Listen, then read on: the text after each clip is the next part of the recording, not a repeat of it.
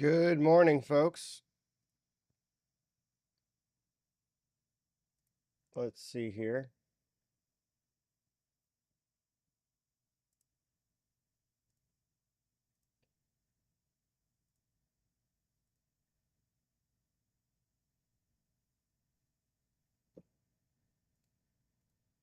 All right. Hope everyone is having a good Tuesday. Just wrapped up August. It was a pretty darn volatile month, and September could bring more of the same here. So, something to take into consideration. The first half of September tends to be pretty constructive, but as we go throughout the month, it can get a little bit more volatile. So let's get through some of these slides and then we'll dig right into Bookmap and see what's going on in these markets under a little bit of pressure this morning ahead of the open. First, all Bookmap Limited materials, information, and presentations are for educational purposes only and should not be considered specific investment advice nor recommendations. A little bit about me. My trading journey began in 2005. I funded my own account and began trading stocks, then moved on to options, futures, commodities, and Forex as I expanded my horizons. In 2006, I started rolling my trading profits into long-term investments. I navigated through the great financial crisis, which helped me to better appreciate the importance of understanding intermarket dynamics, momentum, and macro. I managed to get out of the way of the great financial crisis for the most part, but it was mostly luck and a focus on technical analysis that really had me cautious. My approach is systematic, driven by momentum, price action, options flows, sentiment positioning, volume profile, and the big picture. I look for convergences. That's really my focus. I also backtest and build my own models and systems to trade a variety of asset classes. I began working with Bookmap in early 2022 because I saw great value in the way their platform displays market data. I also built some tools to add into Bookmap, including the SPX options visualizer that you'll see shortly. I co-founded TraderAid in 2022 and MacroVisor in 2023 to share my experience, ideas on market opportunities, and education, helping to try to accelerate the journey of our trading members to go from being, having a sense as to how markets work to be able to become more consistent and more self-sufficient. I also build a number of unique tools and models and provide one-on-one coaching. And let's talk about a few exclusive deals that we're offering. You can get up to 40% off of Bookmap plans at traderaid.com/bookmap. That's traderaid.com/bookmap. You get a 3-day free trial on our Discord, wap.com/traderaid. That's wap.com/traderaid. The monthly plan has a free trial, no obligation. Check it out. And then we also have the SPX options visualizer on sale for a limited time at a special price of $39.99. You can learn more at traderaid.com/SPX. That's traderaid.com/SPX. And finally, if you'd like to get 20% off your first coaching session with me to learn more about Bookmap or other areas of trading, use the code COACHMAP at checkout when visiting traderaid.com under the coaching link. And our friends at Bookmap encourage you to join us on the Discord. They have an amazing community, lots of resources there to help to jumpstart your journey and get the most out of Bookmap. You can use the on-screen QR code, or if you prefer, you can enter the link discord.com/invite/bookmap and be sure to get verified. Once you're on, you can join the community and learn more about Bookmap. So, with these slides out of the way, I'm going to go ahead and just get us right into Bookmap here. You can see that on screen. And we're going to zoom out just a little bit to show the overnight session here, because we can see from the European Open, we did have a pretty decent sell here. It's about a 35-point sell that we saw from that open. So it does look like markets are under a bit of pressure this morning coming off that holiday weekend. We also have a rather illiquid market. Pre-market order book depth is 37,000 on ES. That's not really what you want to see if you're going to be trading with any kind of size. So for me, I sized down. I'm much more careful about trades that I'm willing to take on, and I have to use wider stops because that lack of liquidity means it takes less volume to move price around. You can have more choppy, erratic trading conditions. So just something to keep in mind as we get into this trading day. We're just about 25 minutes away from the opening bell here.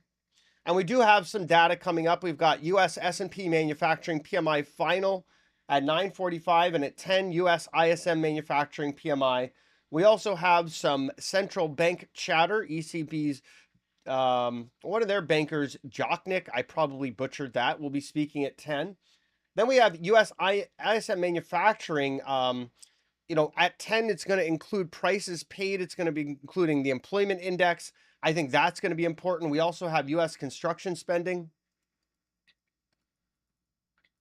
And we'll get a little bit of a better view of some of those areas. I think the prices paid and employment is the most important component of ISM to watch, because prices paid has been slowing down, but employment has been showing signs of contraction month over month. So again, the manufacturing industry really never recovered. It's been in its sort of own micro recession for quite some time. It's really been the services industry, government spending, and the top 20% of consumers really carrying the economy so far.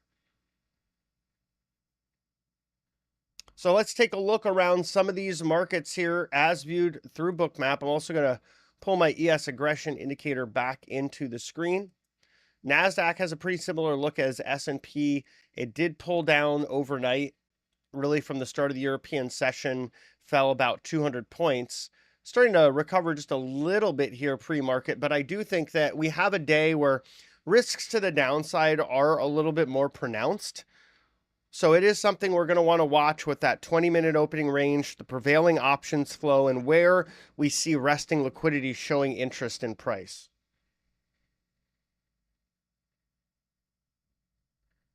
Pre-market S&P futures down about 0.6%. NASDAQ futures down about 0.7%. Small caps Russell 2000 futures down over 1%. And volatility bid up about 2.59%.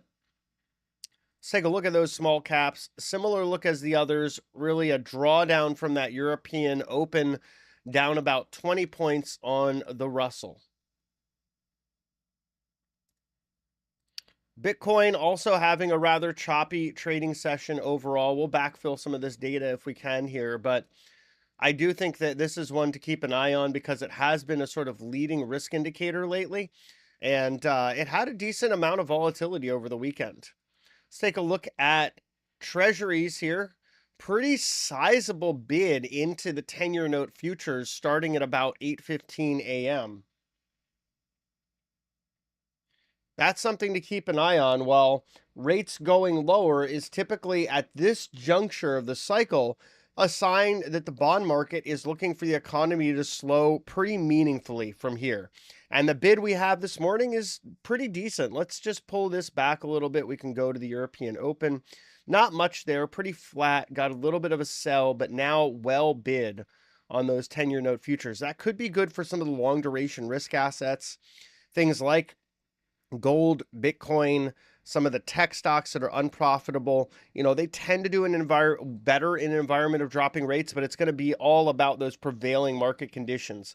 Speaking of gold, gold had a bit of a pull.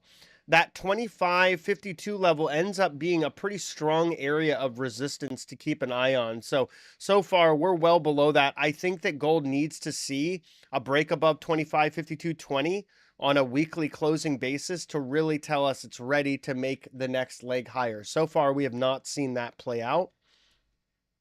Crude oil under immense pressure this morning, down about 3% now, as we can see this latest leg down. We did get some data out this morning. It was posted on Bloomberg. EIA estimates for 2025 show us moving from a deficit in the third quarter of 2024 into a pretty big surplus in the first quarter of 2025. So that gives you a sense that, with everything that's happening, there's likely to be an overhead of supply in oil, and I believe that's likely to take us to new lows in the price of oil. So getting down to the mid 60s is not terribly unlikely given the amount of overhead, the lackluster recovery in China, and really the global economy showing some signs of slowing as well. So oil will be one to keep an eye on. I think it's a good idea to be very careful in the energy space as a whole.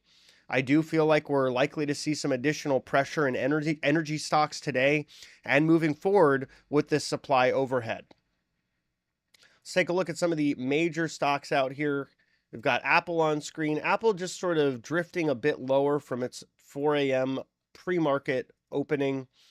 Seeing a similar look here in Amazon, just sort of drifting lower pre-market.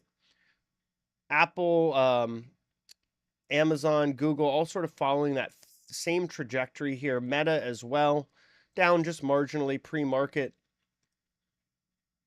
Microsoft recovering, but still down from its open. And NVIDIA, the stock that we're all watching always, it's down, about $3 here before the opening bell. And then finally, Tesla is really the wild card stock, does whatever it wants, and it is up marginally from its pre-market open. So going back to S&P futures here, we are just testing the pre-market lows here. And we see a passive seller coming in overhead. Some of that passive selling pressure pre-market has been somewhat evident, but this passive seller now helping to push us to new lows, seeing some smaller traders get stopped out, 87 contracts on that run.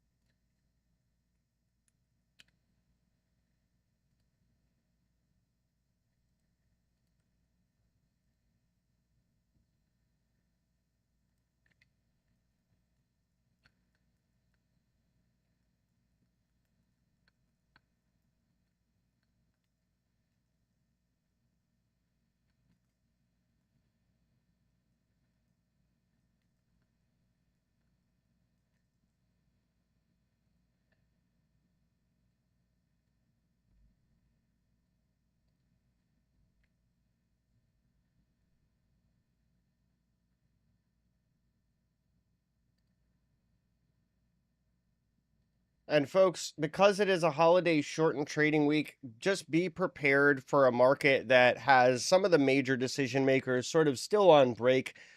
We do have a rather illiquid setup going into the day, about 38,000 order book depth on the S&P 500 futures contract. We'll see what that shapes up to in the first hour of trading if that liquidity starts to improve. But for now, some degree of caution is warranted in size, because this is a market that can really move quite a lot on not quite as much volume. That is to say, because there's less liquidity in the book, it doesn't take as much order flow to really push price around.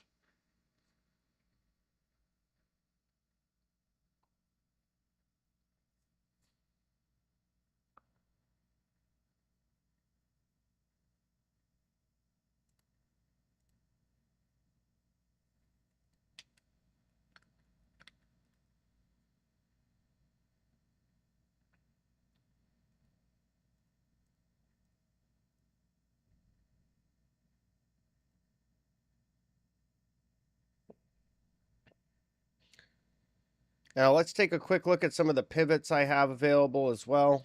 Just pop this into a motive wave, and we can see that this 56.2775 pivot, this has been an area where the market's been testing all morning. I think if we do slip below this and build some acceptance, we do see a increased probability of coming down here to some of these lower levels.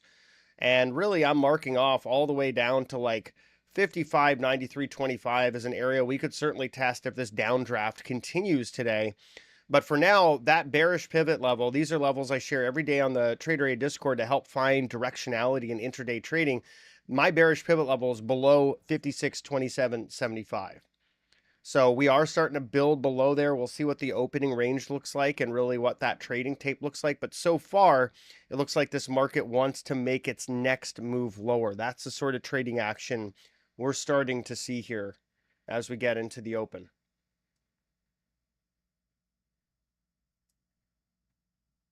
And then on the other side of it, if we did make a push higher, 56.39, a build above there would have me looking at this market for longs intraday, as we could actually have a decent little pop. You can see how much this area of consolidation we're in right now has mattered.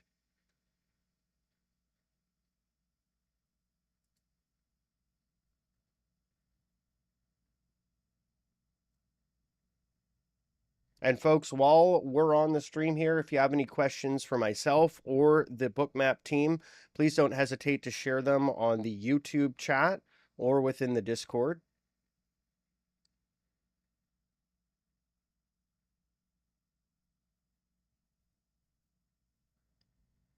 We are starting to slowly just sort of stair step lower here, making new pre-market lows. We've got just about 13 minutes until that opening bell.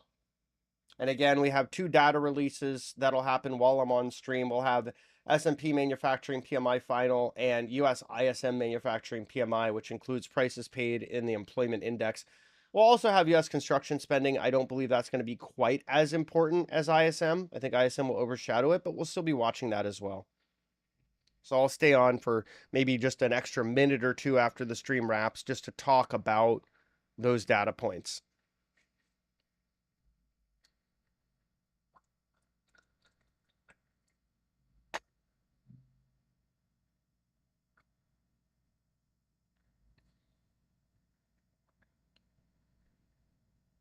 Let's take a look at crude oil, because the action in there is continuing to be pretty violent, still selling down, making new pre-market lows here on that crude oil contract. It looks like that's the October contract, 71.17.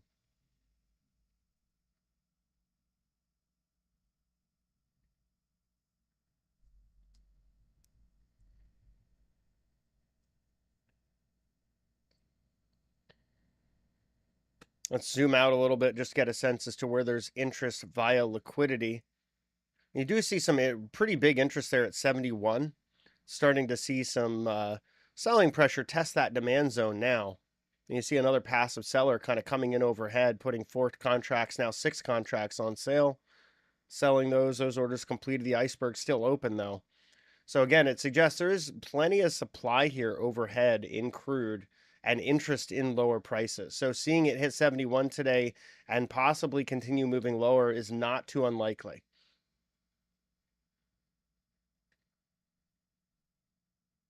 Let's take a look at the NASDAQ pre-market as well. NASDAQ not as heavy as the S&P, not making new lows like we see in the S&P futures.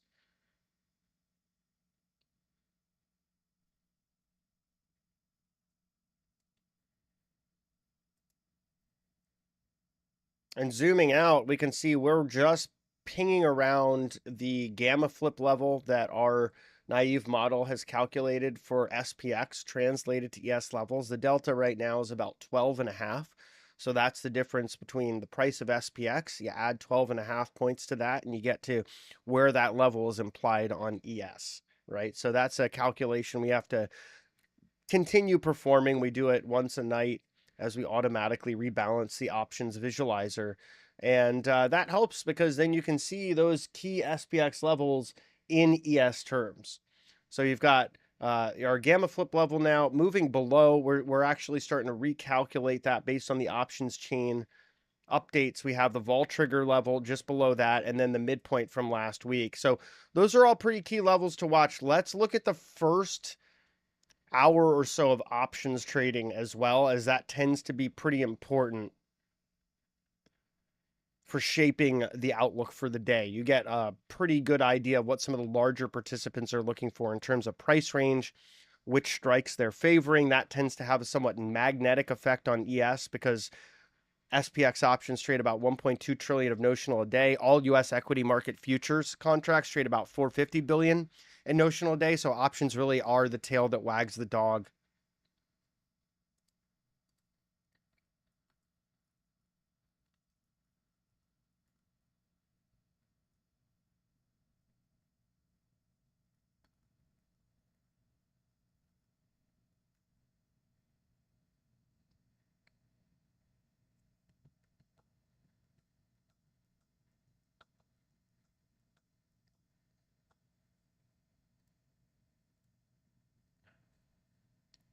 And seeing just a little bit of about 4.5 point bounce here on ES futures. You do have a passive buyer coming in, lobbing 7 contracts. Just about 8 minutes away from the open. Weakness across the energy space and industrial metals. You see silver, platinum, copper, palladium all getting clobbered. I put out a warning last week on copper because I didn't like the price action. I was really looking for it to make a bigger move above that key 419 level. It poked its head above, but we saw sellers come in rather aggressively. And China is the world's largest consumer of copper. So seeing that their economy is not holding up gives me a sense that copper could continue to have room lower. And if it's not able to hold around $4, around $3.95, I think it could go quite a bit lower. On the other side, wheat is starting to look a little bit more constructive here, maybe putting in a bottom, something to watch if you're trading the commodity space.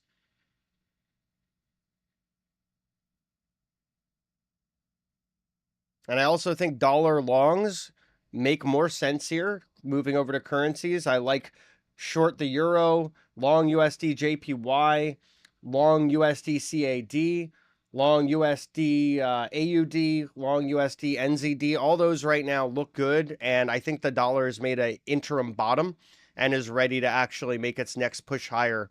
September also tends to be a month where volatility rises throughout multiple asset classes. We've seen cross asset class volatility rising in currencies and in some debt instruments and commodities as well.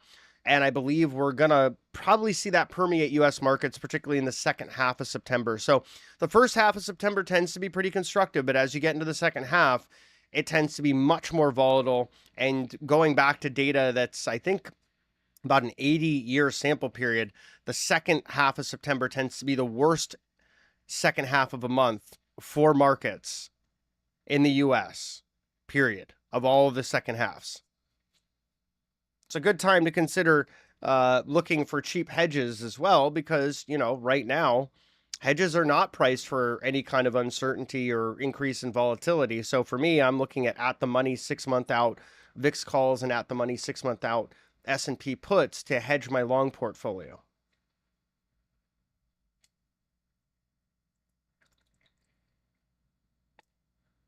And seeing that pre-market push here continuing up to the point of control on S&P 500 futures.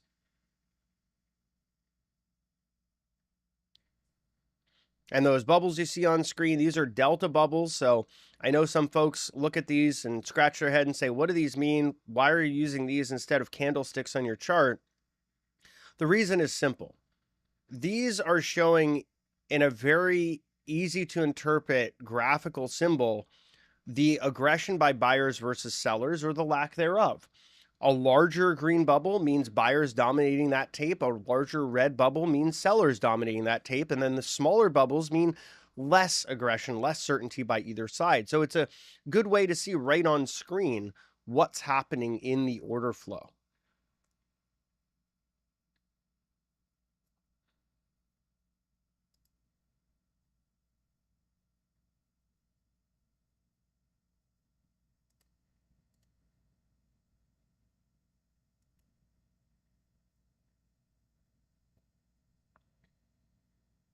And again, 39 would be that bullish above pivot that we're looking at based on some of the charting I have with my dynamic LVN pivots. So we're just starting to see the market defend that 56.27 level. We had that look below.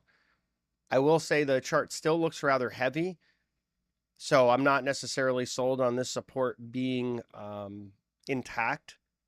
Let's see how that opening bell and first 20 minutes go here, because so far this is still a market that looks like it has some room lower, but it has consolidated here to sort of accept these lower prices.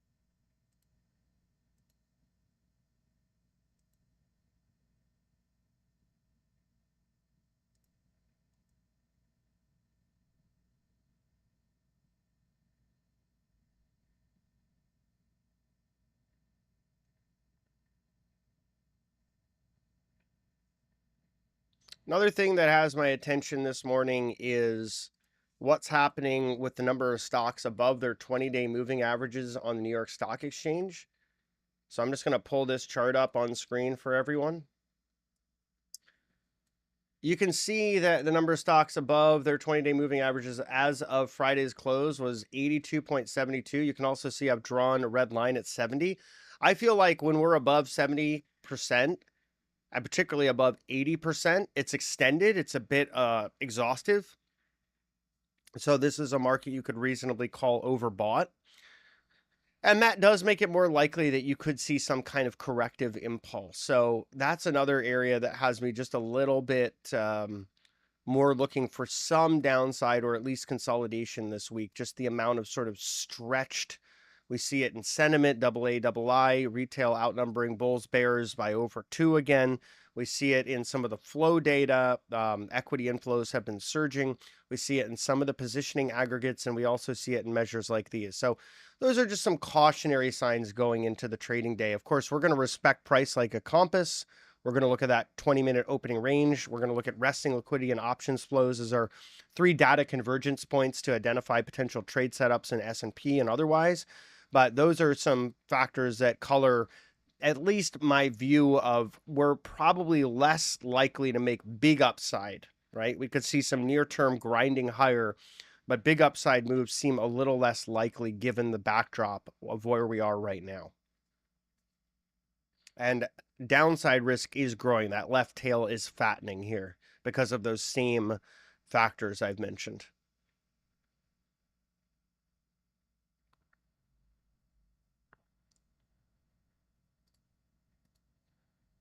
And we're seeing that initial move higher, just rebalancing lower here, back to the lows of the session, just about a handle and a half above. About 1 minute until the market open here. 38,000 order book depth on ES still, so very low liquidity conditions. And now we're getting closer to that market open. We are seeing a new low print pre-market.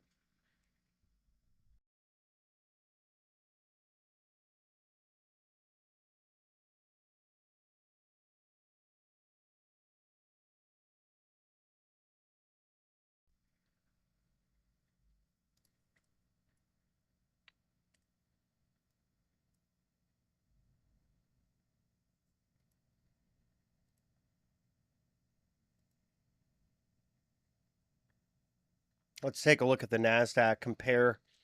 NASDAQ still not making a new low, just seeing the point of control pulled up and down by some of this consolidation that we've seen. Russell also not making a new low, not following the S&P. I think some of that pressure is probably from some of the more industrial metal and energy sensitive stocks in the S&P as well, because obviously oil stocks, industrials, miners, things like that, likely seeing some pressure today. Markets opening here. XLE, the energy select sector ETF, down 1.69% at market open.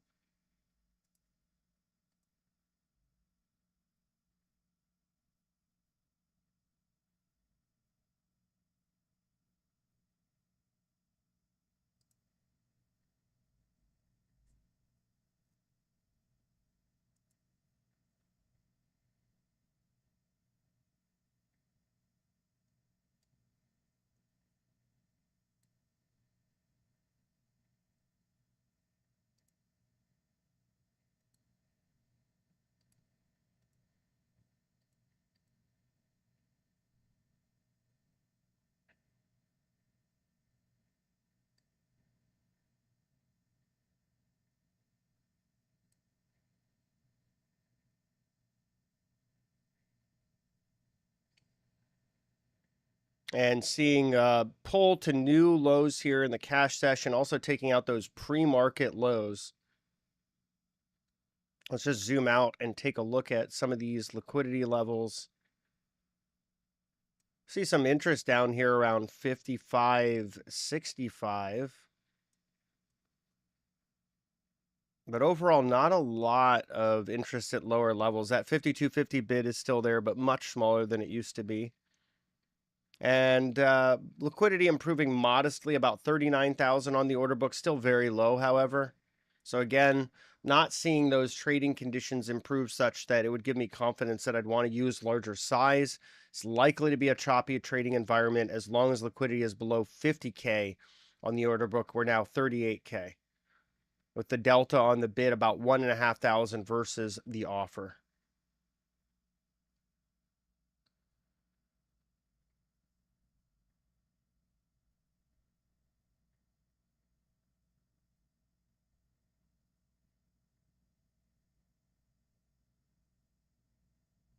And market on open imbalance was 300 million to the sell side on S&P 500. That was the most noteworthy imbalance. Nasdaq's about flat, as was Mag 7. Dow was about 55 million on the sell side as well.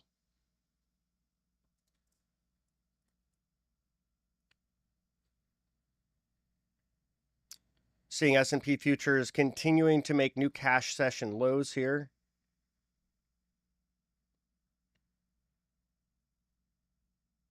And just checking back in on those pivots here. Once again, making a determined push below that bearish below pivot, that 56.28 now level.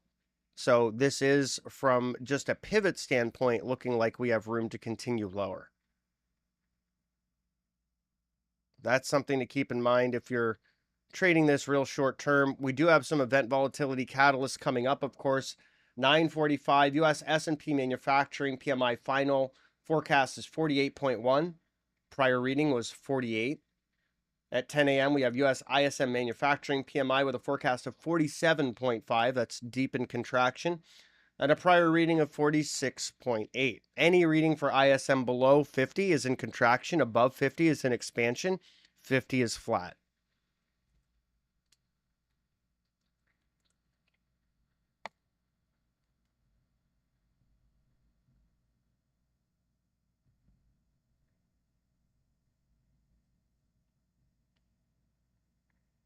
Let's take a look around some of the majors here. First, we're going to go to the NASDAQ. NASDAQ finally making some new lows here, getting pulled lower after the cash open.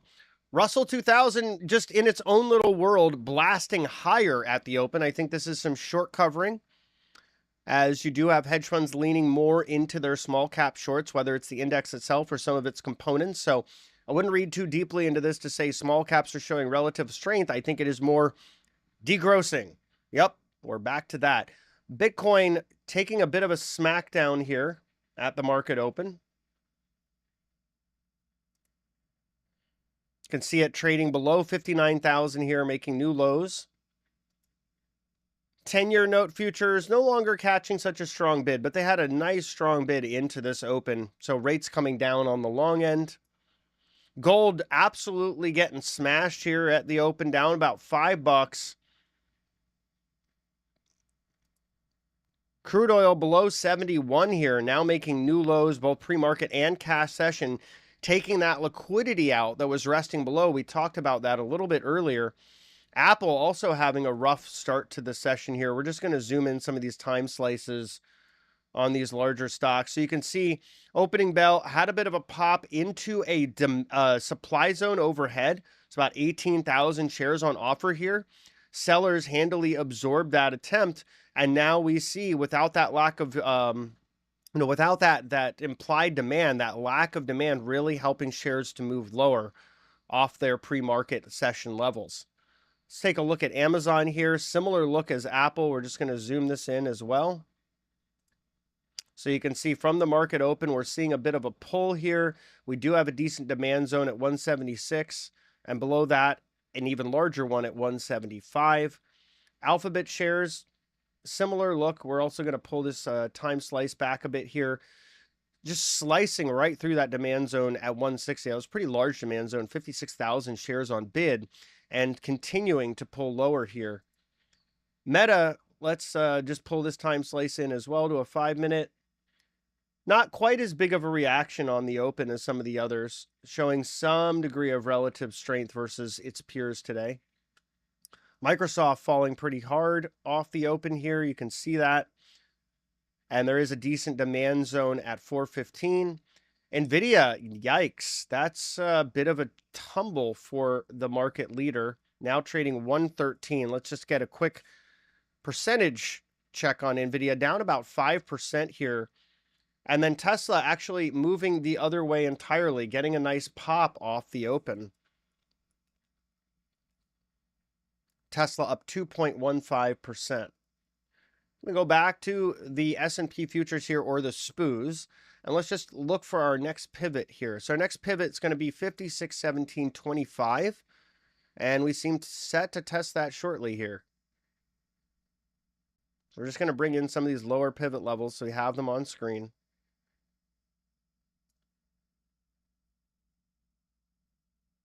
But we can see that we are building acceptance below that 28 bearish below pivot. So initially getting a pretty strong bearish impulse out of the open.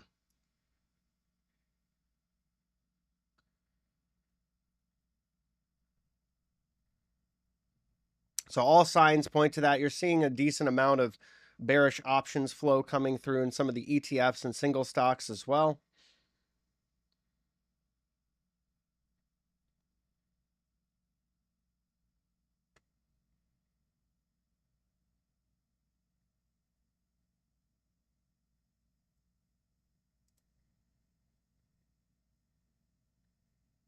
Halliburton just hit a new 52-week low of $30.30. Some of these energy stocks definitely getting slammed down. We talked about that a bit pre-market, certainly playing out.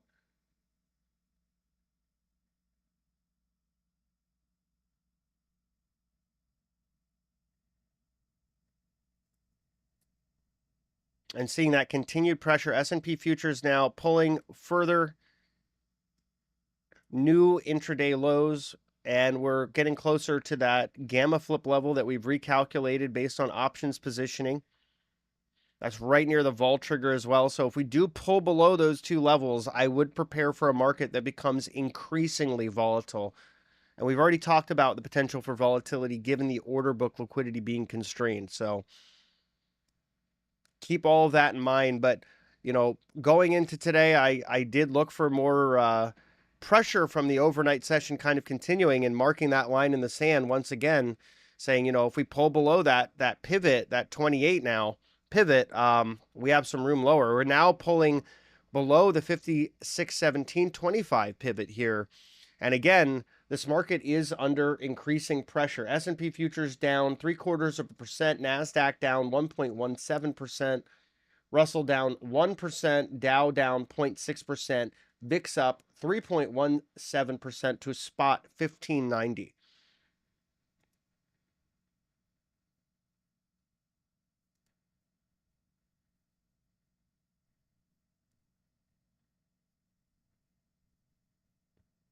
So again, stair-stepping down, controlled selling, nothing that suggests any level of fear. This is just very controlled selling pressure, stair-stepping down this market. Let's take a look at some of the most active stocks, and we're going to take a quick look at NVIDIA here just to qualify some of these supply and demand zones. So really not a lot of offers overhead until you get to 120. But below us, we've got a decent amount of demand at 113, 112, 111, and a huge amount of demand, 804,000 shares on bid at 110. Just chewed through that 113 demand zone. No big deal. What that tells you is sellers have plenty of supply. If they're able to chew through those zones that easily, that effortlessly, it means there's likely some room for continuation. You can see the cumulative volume delta also swinging decisively lower here. That's just giving you another sense that sellers are getting more and more confident. They're more and more in control of this tape. And NVIDIA continuing to see downside pressure here. The stock is down 5.84% so far in today's trading. And we're seeing incredible volume right out of the gate. 50 million shares traded. Average daily volume is 350 million shares. So you're seeing that 50 million shares trading in the first 10 minutes. It's incredible, really. This is a company that has a market cap of $2.762 trillion. and a PE of 52.61. And unfortunately for NVIDIA investors, the largest, easiest chapter of its growth story is likely behind us, and ahead of it is a situation that could be somewhat more perilous, at least for the idea of getting the sort of returns we've had over the last few years as an ongoing factor. And that is to say, we're seeing slowing revenue growth, margin compression, key product delays, and some potential for increasing competition, but also regulatory risks rising, right? One of the biggest reasons NVIDIA has this product lock-in is that they have CUDA, which sort of forces developers to use their system. They can't use other hardware with CUDA, and most developers have learned CUDA. And, CUDA's been around, to NVIDIA's credit, since around 2006. So they were way ahead of the game. But on the other side of it, now they built a monopoly around it, and that is creating investigations in Europe, the United States, and elsewhere. So we see NVIDIA shares under continuing pressure here. Let's look around some of the other majors. Apple making new lows potentially right here, right now. Had a little bounce off that last move to new lows, and now Apple making new lows here with some decent demand down there at 226, but a much larger demand zone at 225. Amazon also having a bit of a day. It's consolidating its recent losses, hasn't taken out the cash session lows yet, around 176.20. Alphabet also consolidating these recent losses, hasn't taken out the lows around 159.70 of yet. They have a really strong demand zone for this stock around 159. Meta is just bouncing off of its VWAP point of control convergence area here. This one's been somewhat stronger than its peers so far. Microsoft getting a decent little bounce into that same convergence area of the VWAP and point of control. And back to NVIDIA, just continuing to make new lows. Looks like that 112 demand zone now in view by sellers. And Tesla coming way off those highs earlier. It hit that 220 offer and just ran away. When you see that, that's telling you buyers don't have the demand to push this thing higher, right? So that's a pretty bearish risk-off signal. And you can see in that move, it fell $6. It was running pretty strong earlier, but then as soon as they hit that roadblock of supply, now Tesla's only trading up 0.25%. It was up over 2% earlier. Let's take a look at the NASDAQ. NASDAQ recently making new lows, seeing a passive buyer come in, 214 on the bid. So some iceberging into the NASDAQ as it made new lows recently, and a decent-sized offer overhead at 19,450. It's also an illiquid trader today, 8,000 order book depth on the NASDAQ. We're about to get S&P manufacturing PMI final data.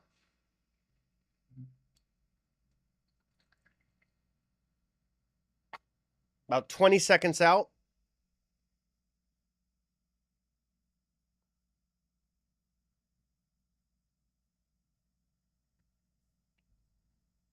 We see liquidity disappearing in the order book. This is exactly what happens before an event volatility catalyst.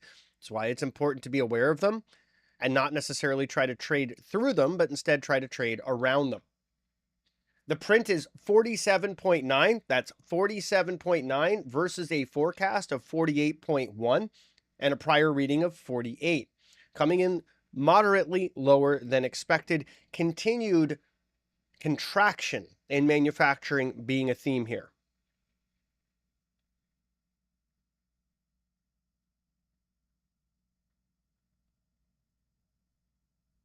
Market participants parsing this news. Let's take a look at the 10-year. That's usually the best place to start when looking at economic data. And we're just going to zoom this in a little bit. So we can see not much of a reaction in the 10-year. Again, the data point came in just marginally below expectations. S&P futures consolidating. You can see liquidity coming back into the order book now after that event volatility catalyst is behind us.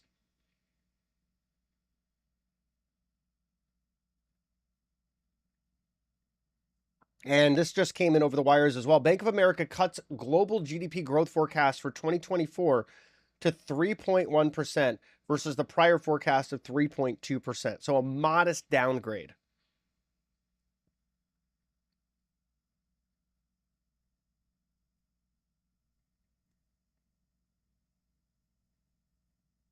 And a highlight from the S&P manufacturing PMI report, a renewed reduction in employment was also recorded amid spare capacity in the sector.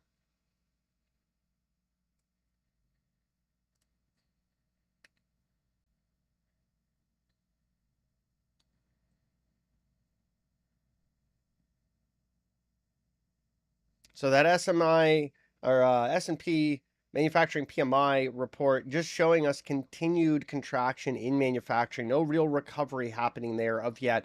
That is bearish news for commodities as a whole. Let's just take a quick look at oil and see what it's doing. It's just trading below 71, challenging that level, which is now a convergence area with the point of control. So crude traders here had been selling this thing down pretty aggressively, and we'll just zoom out a little bit so we can get a better sense of the magnitude of that move. But it's been a pretty decent sell down both this morning and also from the European session. Just selling, and any pockets of strength that emerge in crude, they get sold. So it's really a sell to rip regime. And going back to what I was talking about earlier, EIA estimates are saying that we're more than likely to see crude move from a deficit in the third quarter of this year to a reasonably large supply excess in the first quarter of 2025, suggesting that crude could indeed break even lower from here. China's a big consumer of crude, of course, but we're also past peak travel season. A lot of the positive catalysts that we had for energy are now behind us, so it is time to be tactically cautious in energy. S&P futures now just stair-stepping lower, making new cash session lows as we start to move below that gamma flip level back into negative gamma territory.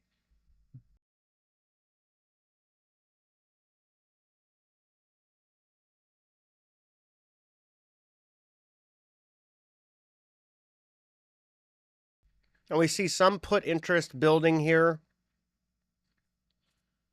around 56.28 and 55.92. We'll give it a little more time. Typically, need to see the volume build up above 1,000 or two to really get a sense as to where the conviction is by participants. But at least we're starting to get those early flows. On the call side, you've got more calls transacting than puts. So still the bulls are out there somewhere. And that implies about 56.51 on the hot call. Nevertheless, market's still stair-stepping lower here. Let's take a look at some of the majors once again, because they do give us some pretty good clues. Apple recently making new lows here. There's a large demand zone between 225.20 and 225. So far, getting a modest bounce from that demand zone.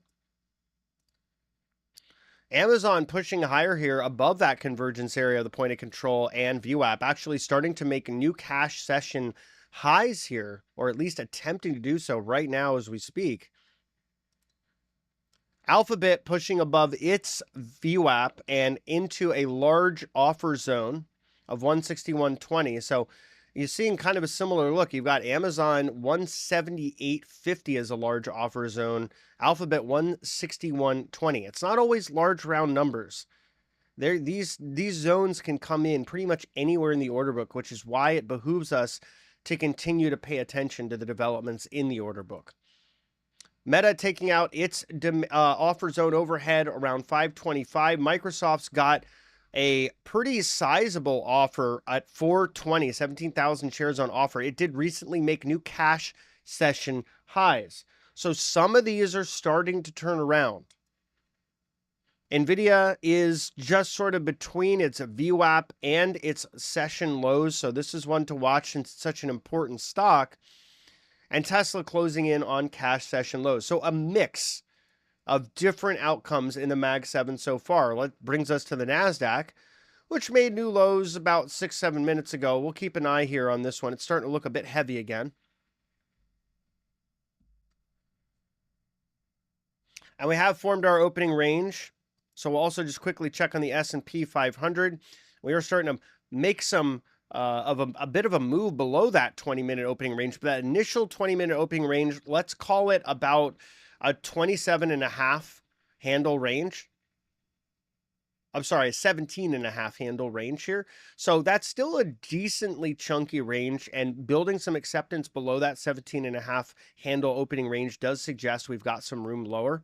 Let's bring the pivots back on screen. Yep, and we have built some acceptance below that 56.1825 pivot level. Now we are continuing to start to really make a grind down to 56.0250. So these dynamic pivots, they're recalculated throughout the day. They are based on volume profile, and they've been pretty good at identifying key turning points. And we can see that today's been no exception. When we started to move below the bearish below pivot of 56.28, we've already had an extension lower of about 21 handles.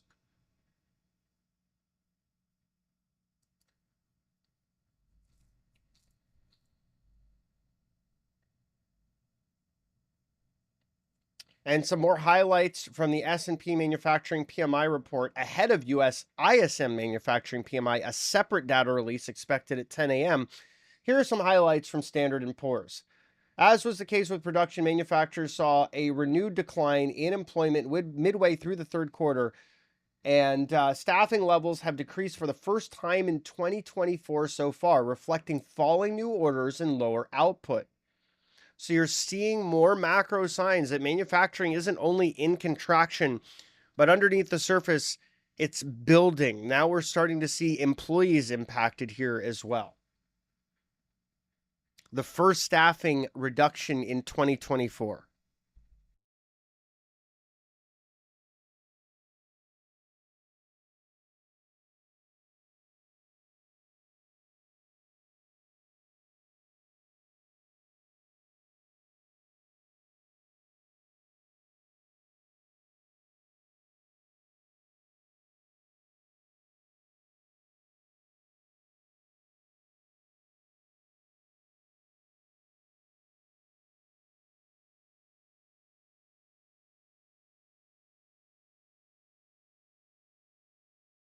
Zooming out a little bit on markets, I do think it's becoming more likely that we'll see a corrective impulse pick up again. We kind of ended that corrective impulse with that incredible V-shaped bottom. We're right back to very close to all-time highs, having an incredible recovery. But the story that powered the bull market is under some pressure, and we're back to levels of euphoria in sentiment, flows, and positioning that do have me somewhat concerned.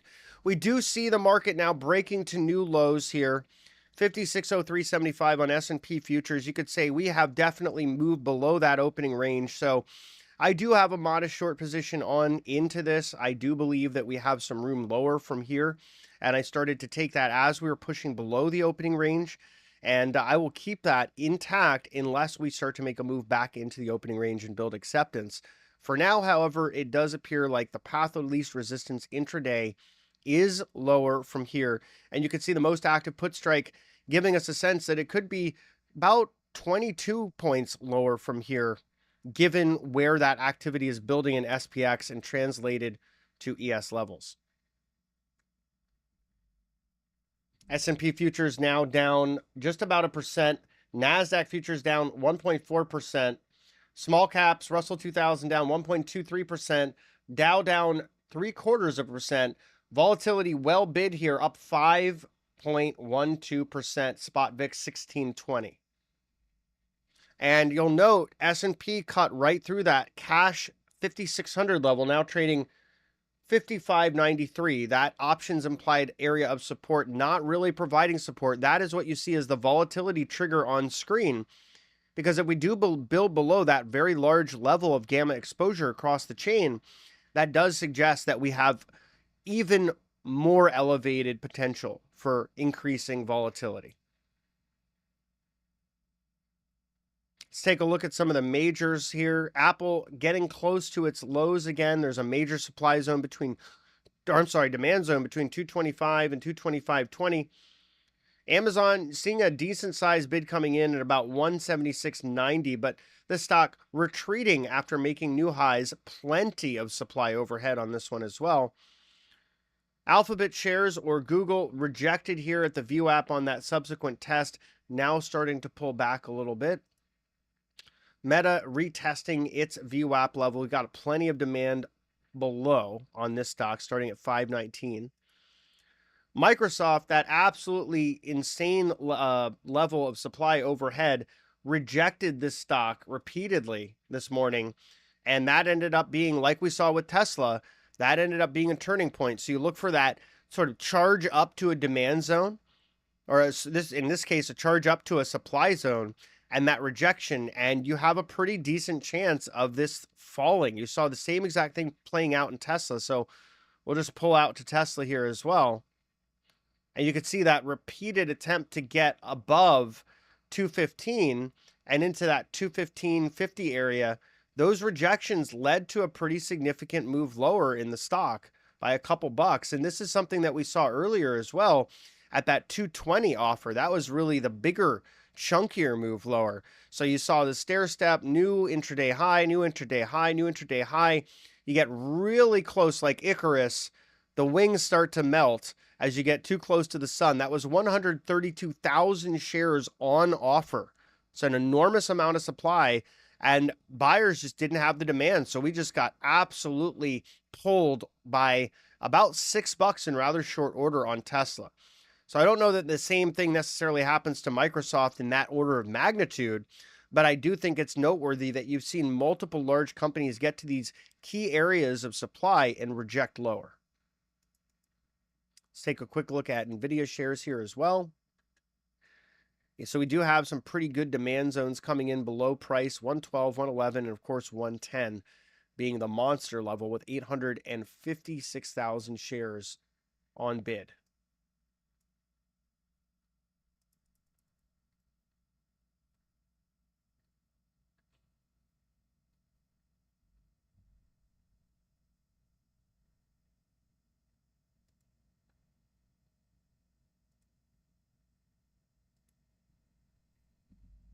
And folks, in just about a minute here, we're going to get US ISM manufacturing PMI. That is a separate data point.